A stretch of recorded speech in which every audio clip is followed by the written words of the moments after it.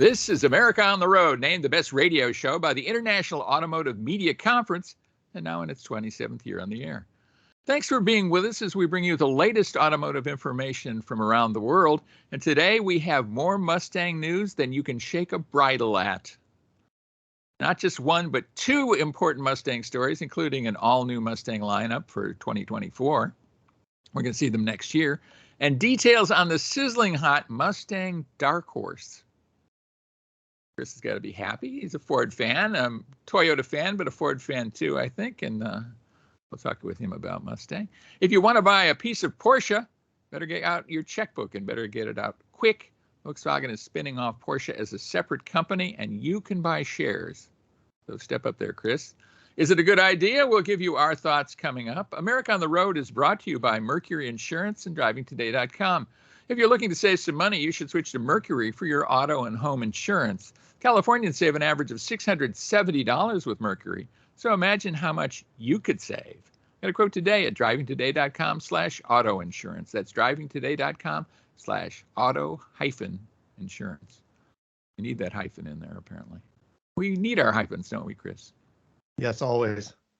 I'm Jack Nerad. With me is co-host Chris Teague, who has just weighed in on hyphens. Chris lives at one end of the country. I live at the other. Each week we get together to talk about cars, the car industry, ways we can make car ownership better for you. Chris, what's been going on? Your kids are back in school. Everything going well? We are halfway into fall here, Jack. I have my sweater on. I have the space heater running here. It's, wow, space 53 heater. degrees outside, so quite chilly inside the house today. Yeah, well, there you go. All right. We knew it was going to happen, right? You have that beautiful summer quickly. weather, and I love Maine in the summer. I love Maine through the fall too. It's just gorgeous. But then winter comes, and maybe not. I guess it's pretty, but it's also challenging. Absolutely. But in any case, what vehicle will you be talking about this week? I spent the week in the 2022 Mercedes AMG GLB 35, and I actually pronounced that correctly for the first time ever, so I'm happy about that. Yeah, well, not only pronounce it correctly, but it's a pretty cool vehicle. It's a performance version of a crossover. And I think a fairly utilitarian crossover too, but you will be the judge of that. I have a car that I thought Chris would be drooling over, maybe not so much, but we'll talk about that when we get deeper into the show. It's the Lexus RC F Fuji edition. Fuji. I consider myself privileged enough to get the chance to drive this limited production car. I think that we're going to get 50 or something like that, or they're making 50. I left extremely impressed, and I'll tell you more in the road test segment coming up. And we have a terrific guest for you. His name is Joe McClaine. He is General Motors electric vehicle safety engineer, and he'll be telling us about a special effort GM is making to ensure that first responders know how to deal with electric vehicle fires. So fascinating stuff. So stay with us for all that. With Chris Teague, this is Jack Nerad with you, and thanks so much for being with us right here on America on the Road.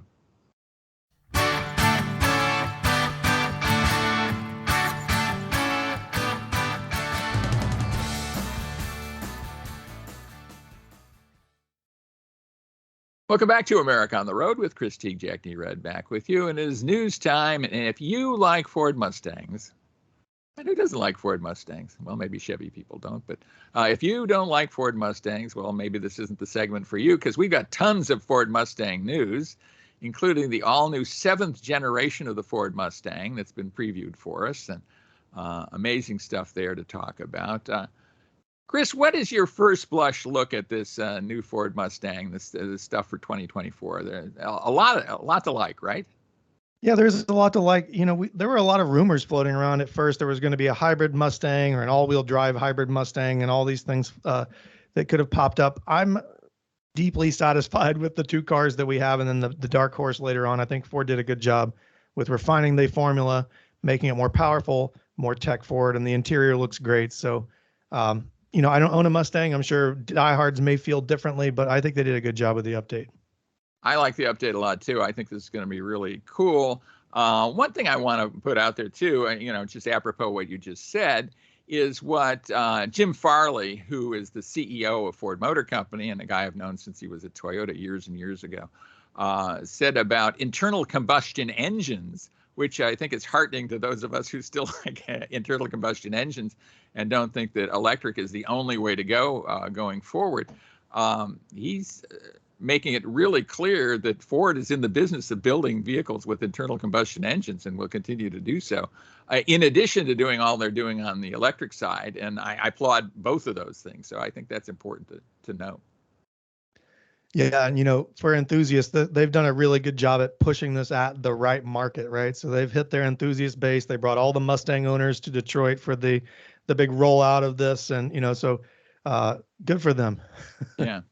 Well, two new engines, I think two revised engines is maybe the better way to look at it, but two pretty cool engines. 2.3-liter EcoBoost, 4-cylinder, of course, turbocharged 4-cylinder, and then a 5-liter V8. Hey, 5-liter, we're talking about V8 cars in this show this week. So this old guy is excited about that. I love this remote rev feature. So you could be standing, at the coffee shop or whatever, and rev up your car with your key fob, and boom, boom, boom, there it goes. That's kind of cool. What are your thoughts on that? Is that just too much showmanship? That's an ego boost, Jack. I mean, if you can't hear it from inside the car, you go stand around back and click it. That's just I don't deny it would make me feel good. I don't know how much the neighbors would love it though. Yeah. Interestingly, they don't lead with the engine. So when they're talking about the car, they really kind of led with the interior of the car and the infotainment systems and the instrument cluster and all that. And it is pretty exciting stuff. A 12.4-inch digital instrument cluster. They have gone to a different kind of look for this. And I think maybe rightly so. They've gone to a copper theme.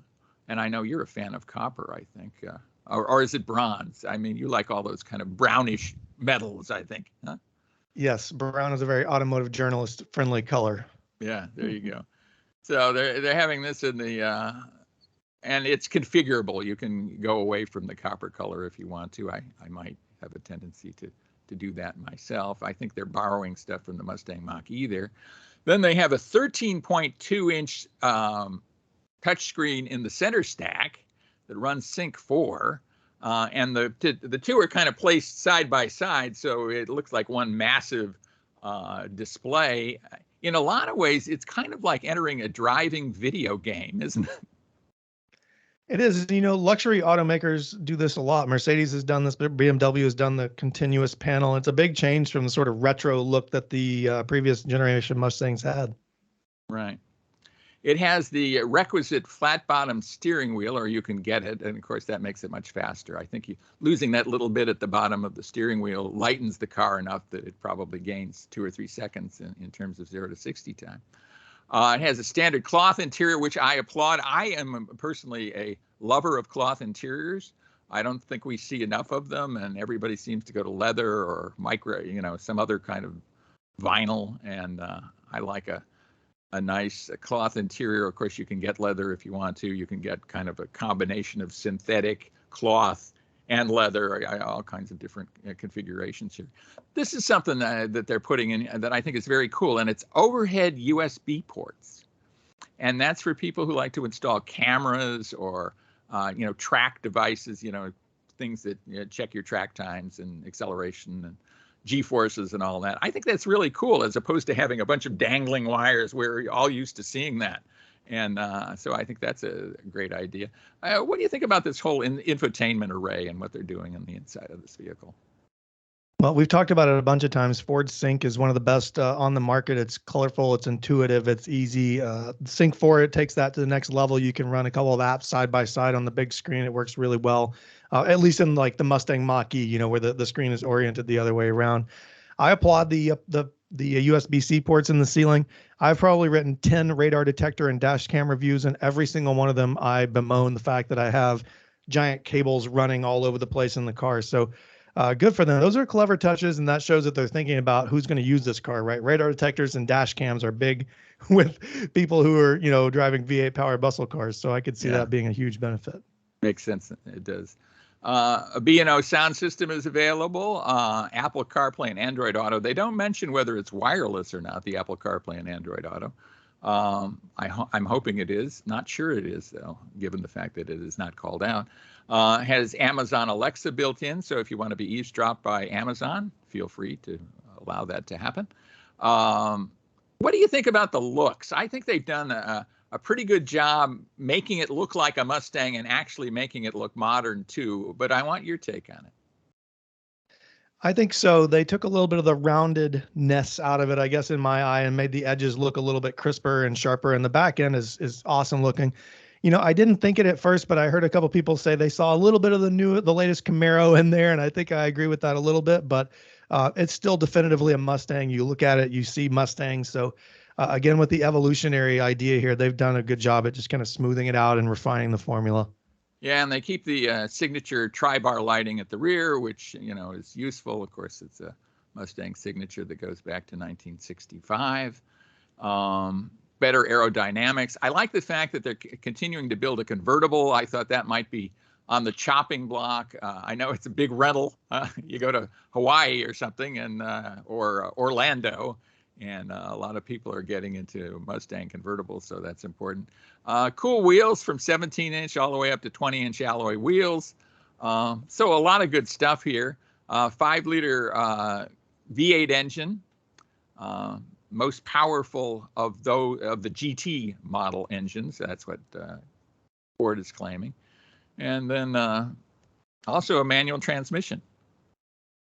So that's, I think they're going to sell a ton of I mean, they always sell a ton of Mustangs anyway, but I think they're going to sell even more now that the Camaro is going to go away and the Dodge Challenger and Dodge Charger are going away. That'll leave this guy as the only gas-powered muscle car on sale, and you still have a manual transmission option too. So, it's going to be exciting to see what happens.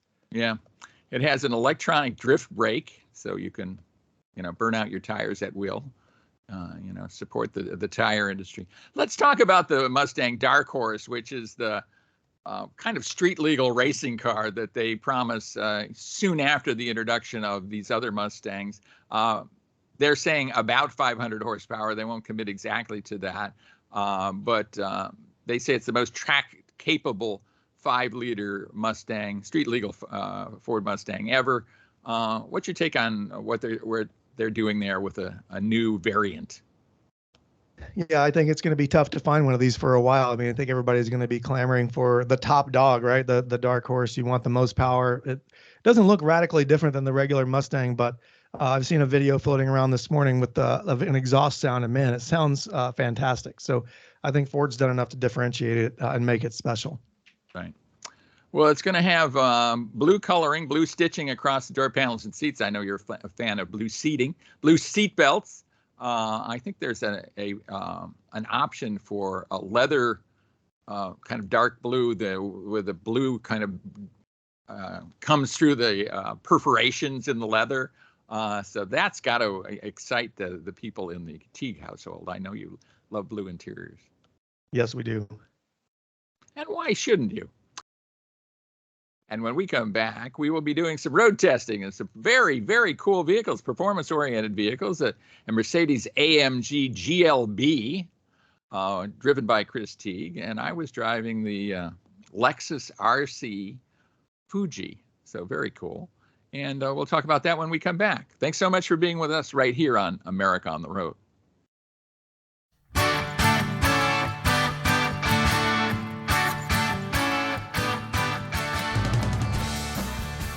Welcome back to America on the Road with Chris Teague, Jack Neatrad with you, and it is road test time. And, a lot of times we're testing 3-row SUVs and, some mundane family cars. We love to do that, and we think it's helpful to do. But it's nice to get into some performance iron and, kind of push it a little bit. And we have that this week, don't we? We certainly do. Jack, I spent the week in the 2022 Mercedes AMG GLB 35. I always have to go very slowly with that because it's very easy to stumble. But this is built on the basis of the GLB 250, which is kind of I don't want to say pedestrian, but like a mid to lower range Mercedes-Benz, if you can even imagine like an entry-level Mercedes. But the GLB 250's got a 4-cylinder engine. It's got 2 rows and an optional 3rd row seat. It's a smaller SUV, but it's tall, so you can get tall people, gear. My tall dog, which I got a good kick out of doing video with. But the GLB 35 builds on that with an AMG that they don't hand build it like they do with the upper level AMGs, but it's a I'll call it massaged 4-cylinder engine. 2.0 liters turbocharged. It makes 302 horsepower, Jack, 295 pound-feet of torque. That outperforms or outdoes my GTI by more than 60 horsepower. It does 0 to 60 in 4.9 seconds. It's got an 8-speed dual clutch transmission and AMG tuned all-wheel drive. My test vehicle came on very sticky Michelin summer tires. And I have to tell you, the performance in this thing is shocking. You look at it from the outside, it looks a little goofy. It's an upright SUV. I'm going to call it a hatchback because I think it's about that size, but it doesn't look like it's going to do what it does when you put your foot down. It looks very conservative, doesn't it? Yeah, I mean, it's a conservative-looking vehicle. Yeah, have you driven one? I have not driven that variant. I've driven the GLB, but I haven't driven the AMG, performance version. I bet it totally transforms it. Yeah, so the funny thing here is, it's shockingly quick. It handles like a sports car. It is a sports car, but then it also has all-wheel drive. So if you have the right set of tires on it, you can drive this thing year-round, which is especially it's a big benefit for me here or anyone north of, I guess, Kentucky, really, in the United States.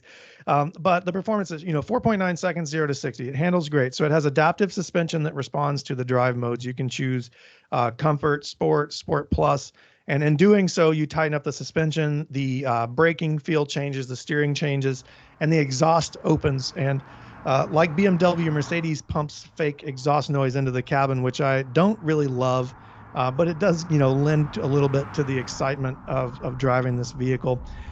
Mine was in a very deep blue color, and you see people on the road look at it, and they can't quite tell what they're looking at because it rides a little bit lower. It has big 20-inch wheels. They were black on this model.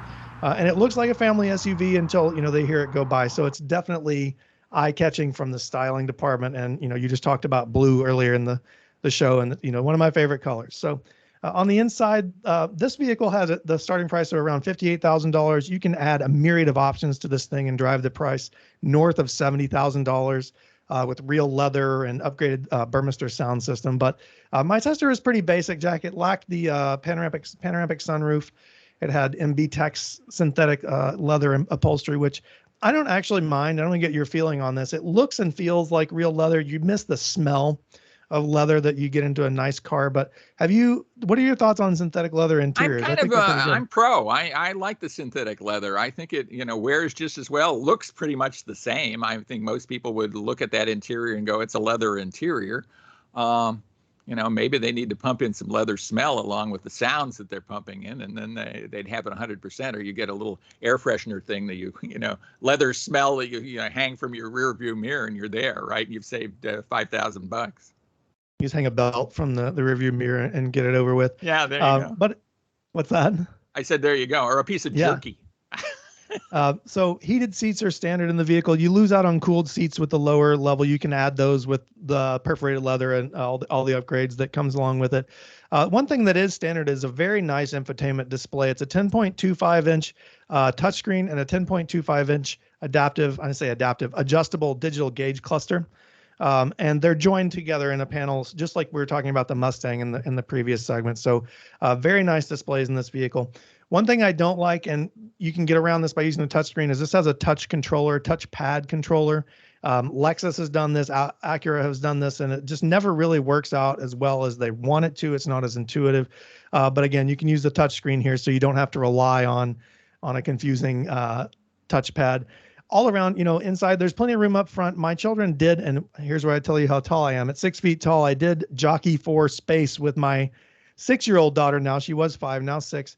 But there's the back seat is a little bit tight, so I wouldn't be using this as a huge family hauler if I had a choice.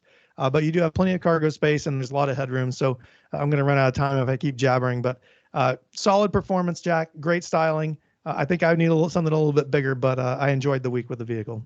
I'd say it's a terrific vehicle, and I'd love to have one. At the same time, I don't know who buys them, right? Like I'm scratching my head, going, here's a very conservative looking, kind of mundane looking SUV with sparkling performance, but it doesn't advertise the fact that it has sparkling performance. And I think a lot of people kind of want to advertise that if they've got it, right?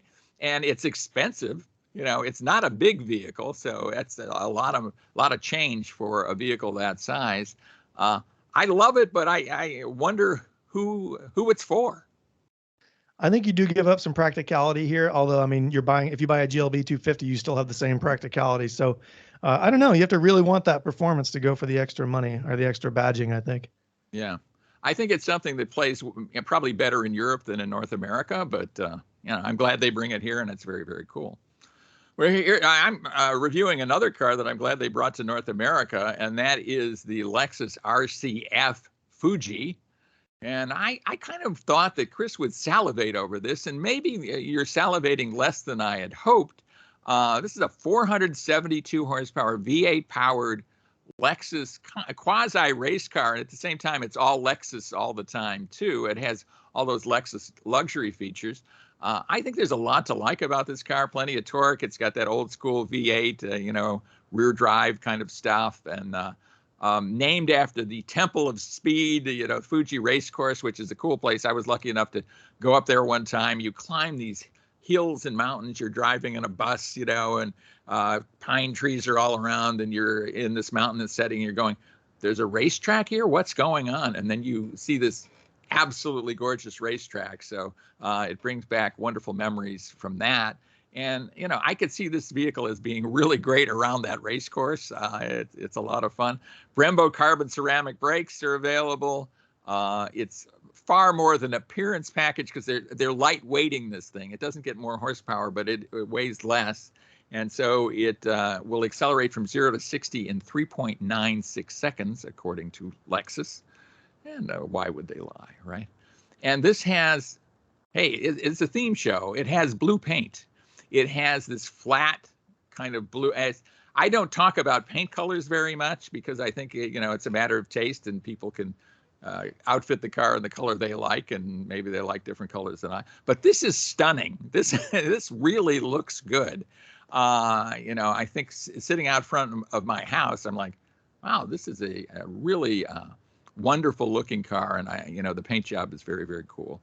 The fact that they can do this and make it last through car washes is a cool thing too. It has Alcantara trimmed seats and Alcantara on the steering wheel.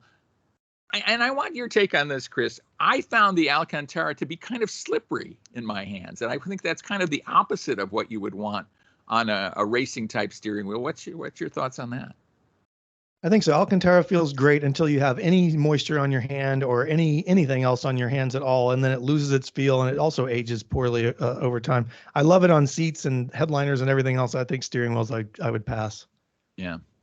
So maybe that's a little bit of a miss, but certainly this the lighter weighting of this thing is a wise move. They have hollow half shafts to save weight, and of course a lighter air conditioner, other things to just save a little weight.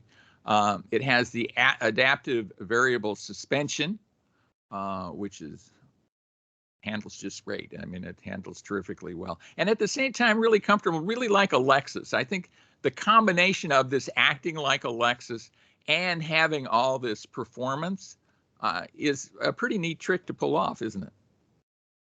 It is, and you're mentioning how I didn't seem so excited about this. My main complaint with the RC was always the weight. It always felt too heavy. The Lexus V8 is a gem. There's absolutely nothing wrong with the engine. The output is strong. You mentioned plenty of torque, but the weight was the key. So with this the Fuji edition or Fuji package, I think I would love to be able to drive one. There are so few of them, I probably never will be able to, but that probably solves my complaints with the car. Yeah, well, who knows? 19-inch wheels, big tires, Michelin Pilot Sport tires. So that's all good. Brembo brakes, 6-piston in the front, 4-piston in the rear. I like the seats a lot. I spent a lot of time in the seats and spent a lot of time in the bolstering because this car handles high Gs probably better than I do as a human being. Digital instrumentation that works really well. I like the 8-speed direct shift transmission. It has rev matching. It helps us out. I'm not the greatest heel and toe guy ever, so I like that. It says it has 160 mile per hour top track speed. I didn't try that on the 405 freeway here in Southern California, but I can attest to the fact this is really fast. And then you can get a carbon fiber package that includes a carbon fiber roof, carbon fiber rear bumper, carbon fiber air dam in the front, a bunch of stuff made out of carbon fiber, including badges inside the vehicle, even beefier wheels and tires. And then it has, like I say, it has all that requisite Lexus stuff. Android Auto, Amazon Alexa, 10.3-inch split screen multimedia display. And you could start the engine with your smartwatch. I don't know why you'd ever want to, but I guess you could. You know, I guess if you're sitting in your house there in Maine, the snow is coming down, and you want to warm the car up before you trudge across the 0 degree freezing snow into the car, having that started and maybe warmed up before you get in, pretty good idea. That is a pretty good idea, although driving this car in the snow might prove a little challenging. Yeah, I would think so. 17 speaker, 835 watt Mark Levinson premium sound system in a small cabin. It's like crazy, crazy amount of sound, more sound than your ears can bear. So I like this vehicle a lot. I think we had two really fun vehicles this week in the AMG GLB 35 and in the Lexus RC Fuji. So pretty cool. And when we come back, we will be speaking with, I think, a fascinating guest. Joe McClaine is General Motors electric vehicle safety engineer. And GM is making a special effort to ensure that first responders know how to deal with electric vehicle fires. It might be counterintuitive that electric vehicles even catch fire, but they do. And we'll talk with him about that. I think you'll find it fascinating. So stay with us for that. With Chris Teague, this is Jack Nerad with you. And thanks so much for being with us right here on America on the Road.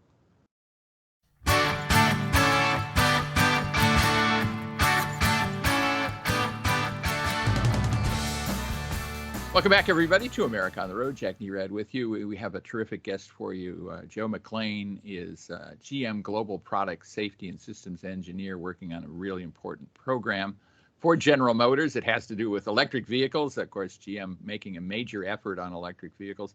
Number one, Joe, thanks so much for being with us. We do appreciate it. Thanks for having me, Jack. Excited.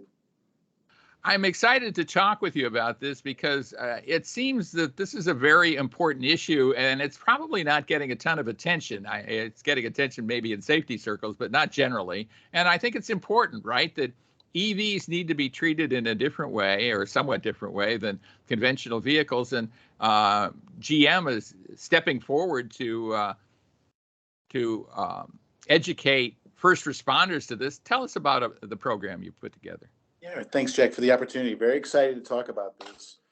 This is a training effort that we're going nationally, really across North America, to locations where we're directly and individually giving training to first responders, hands-on. We've got vehicle product, and some battery product that we take with us to give them some understanding of where we've been and where we're going in the future. But to my knowledge, we're the only automaker doing this.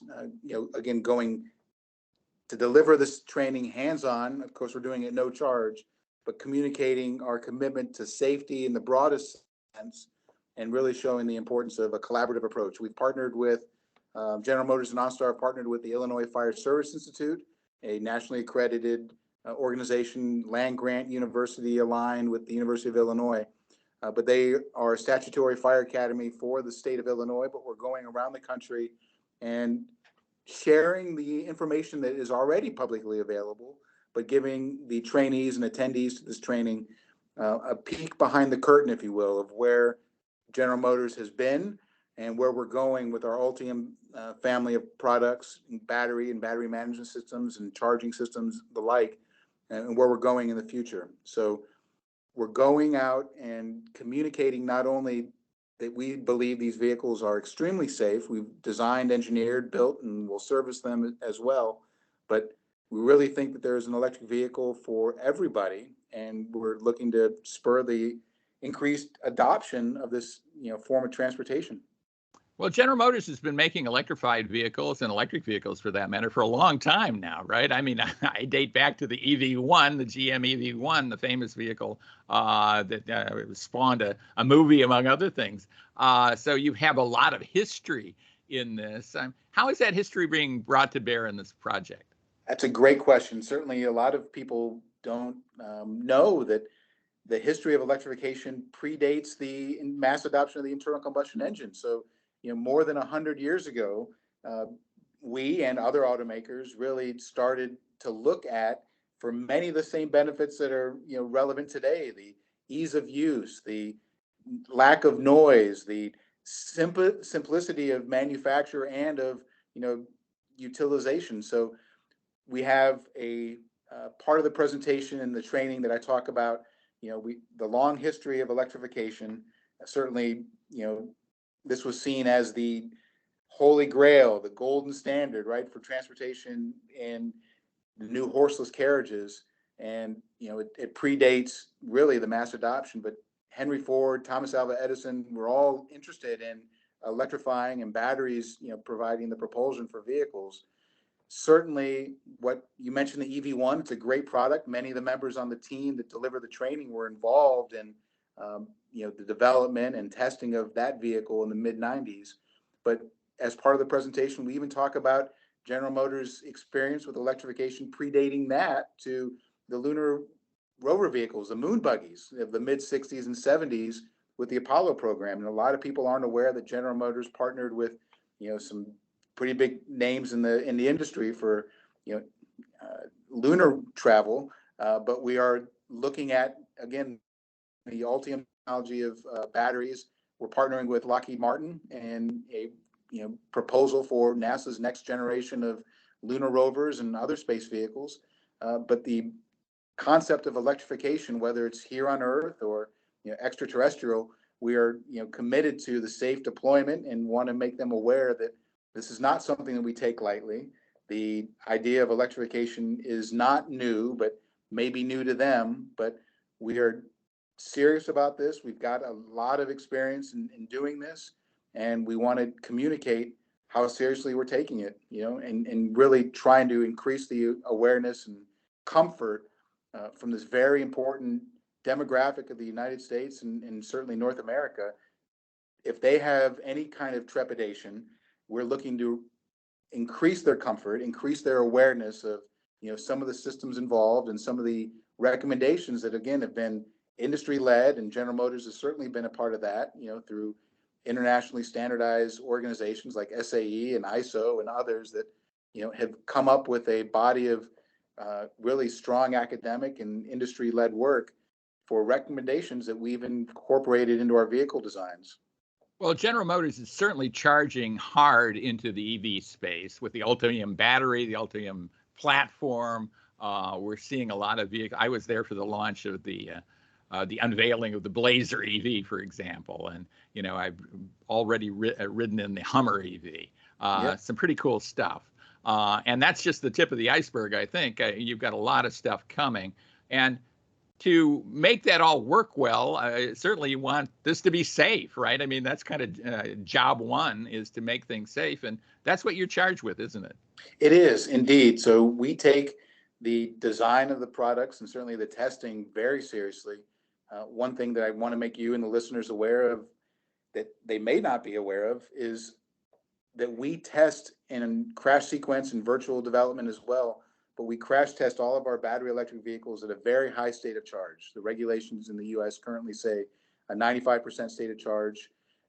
We run those barrier tests and crash sequences at a high state of charge, and we're confident because we have evaluated those in a number of scenarios. We've looked at where the placement of the components, the high voltage system, the battery itself. With the Ultium and certainly all of our other pure battery electric vehicles, the battery itself becomes an integral part of the vehicle structure, right? So we've located, and many other automakers have located, the battery low and in the center of the vehicle. It lowers the center of gravity. It does become the heaviest component in the vehicle, but there are a lot of numerous, handling characteristics and other drive mechanics that become favorable when you have such a low center of gravity. But the battery, as its size, really becomes, part of the structure of the vehicle, and gives it increased rigidity and torsional strength, and it are really some interesting And you're able to protect the battery, I think, with that kind of positioning as well, right? Which is another crucial fact. Absolutely. And for the first responder to understand where the batteries are, I think is one of the first steps, right? Understanding where potential hazards are is critical, isn't it? That's a great point. Absolutely. So what we've done as an industry, and not just General Motors, but every other automaker that is signed up to design these and sell them to customers and make them available, we have adopted a industry standard of orange. So the color orange, under hood, under the vehicle, any high voltage components that might be potentially hazardous or have a potential for harm if someone were to cut into them or jostle them or move them or cut into them. We as an industry have identified those high voltage components, and certainly the battery being one of those, in the color orange. So we've clad the cabling in protective covering that is orange, but we've identified those, and not only in the vehicle, but also our published rescue documents. So, the National Transportation Safety Board, last year issued a report saying there was a lack of standardization and recommended, the same principles that we're already following, for the creation of emergency response guides or, rescue sheets and quick response or quick rescue documents. And all of those we've made publicly available for all of the vehicles prior to their launch, prior to hitting the roads. We've committed to having that become standard work now within the company. And all of those documents, are another resource that we make available, and we make them aware of where they can go for these documents.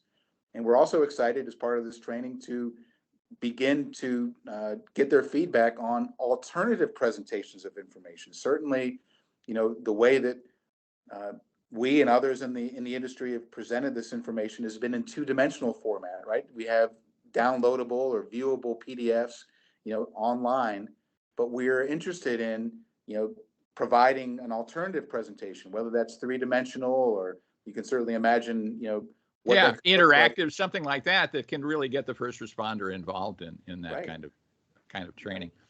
Let's talk about some potential issues. Certainly one is voltage, right? I mean, these are much higher voltage vehicles than the typical conventional car that's running a 12-volt system.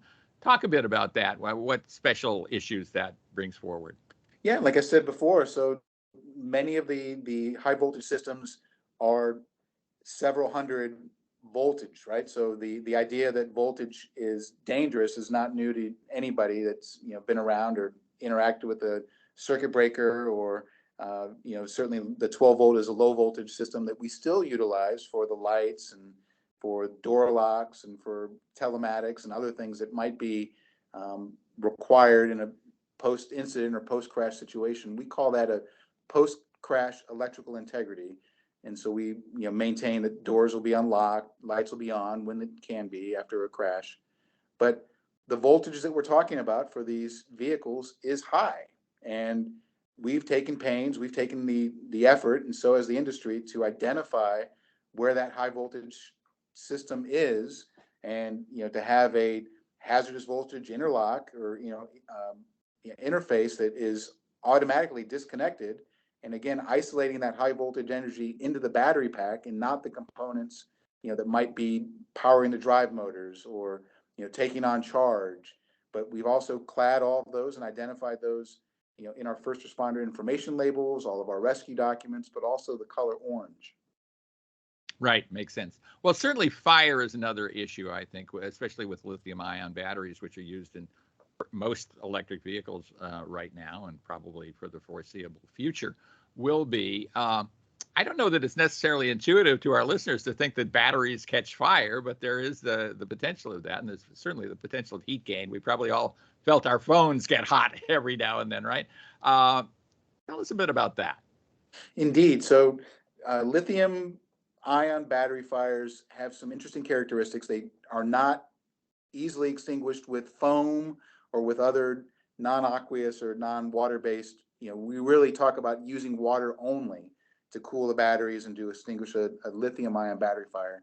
Certainly, if firefighters come upon a scene and there might be upholstery that started the fire, or a cigarette or something else besides the battery, certainly normal fire, extinguishing techniques, and, foam would be applicable in that sense. But water, if the battery has caught fire, is the only thing that will put out a lithium-ion battery fire. And we talk about putting water at the source of the heat. If you can get it into the battery pack, that's awesome.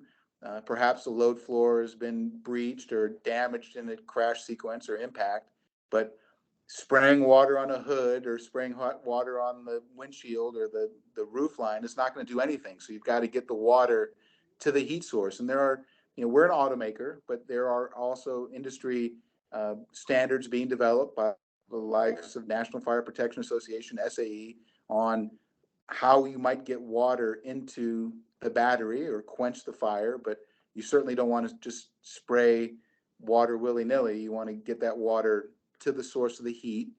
We do make the recommendation, if you can get the water inside the vehicle, that's better than spraying it on the outside. So, if you need to break glass or get into the vehicle and put water and float it from the inside or make it into a bathtub, that's something that our first responders are very comfortable with. They are very trained in putting that stream of water wherever it may need to go.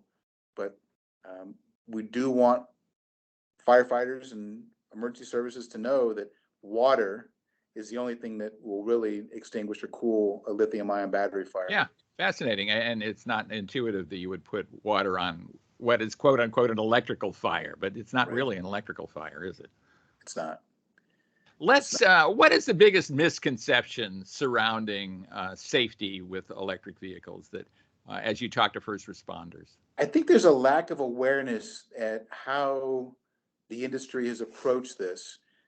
A good point to make is that this training that we're undertaking right now drew its inspiration from what General Motors and Chevrolet did more than 10 years ago with the Chevy Volt, with that, very unique form of a plug-in hybrid electric vehicle that had a large lithium-ion battery pack. I mean, that was an amazing vehicle. And we took an effort then to take that vehicle across the country and to demonstrate, how similar the extrication and cutting into the vehicle were. And again, increasing awareness of first responders so they knew what was going to be on the roads. We took inspiration from that and we developed, what we think is an industry unique, or certainly automaker unique, delivery. And we give this training in a 4-hour session, again, which is free of charge. People can go to gmevfirstrespondertraining.com and check it out. But we look to increase their awareness and give them an idea of what battery electric vehicles are, what the technology and some of the engineering principles behind the development of a battery management system, and why, disconnect devices have been instrumented the way they are. If the airbag goes off, we have instrumented a, post-crash discharge disconnect. So we've blown the bus, with the same type of explosive squib that's in an airbag.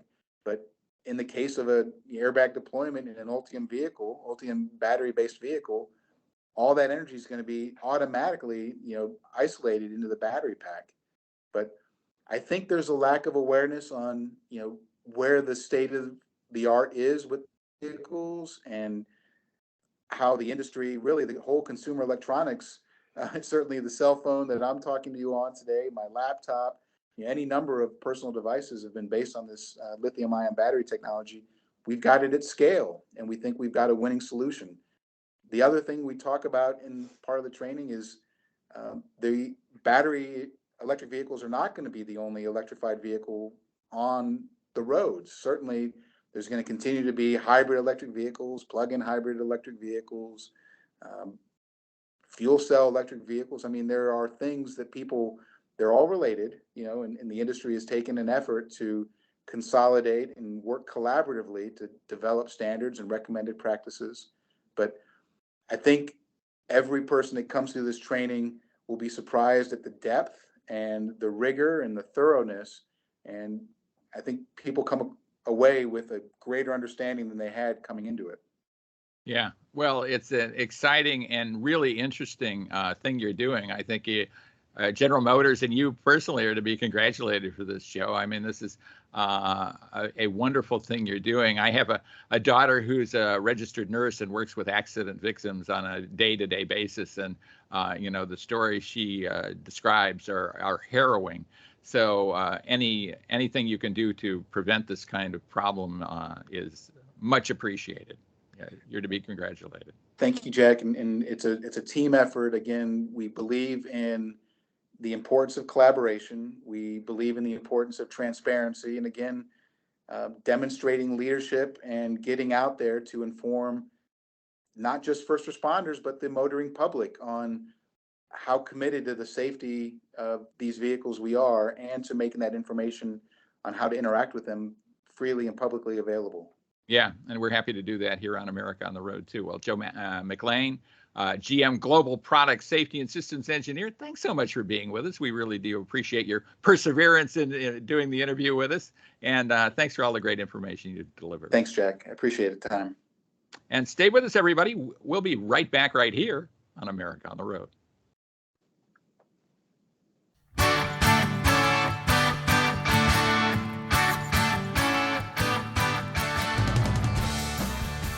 Welcome back to America on the Road with Chris Teague. This is Jack Nerad back with you, and we're so glad you're with us right here on America on the Road. It is listener question time, and we love to take questions from you, hopefully to help you buy a good car or learn something more about things automotive.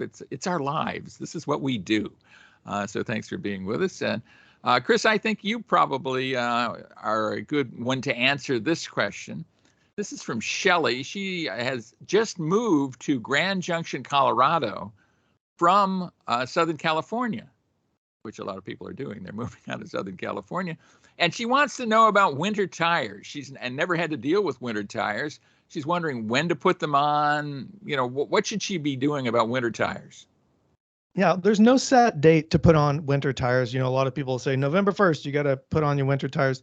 The time to start putting winter tires on is when your daytime or your morning, whenever you're spending most of your time driving, the temperature is 45 degrees or below. All season tires, especially summer tires, if you lived in Southern California, you probably never had to change your tires at all unless you went into the mountains.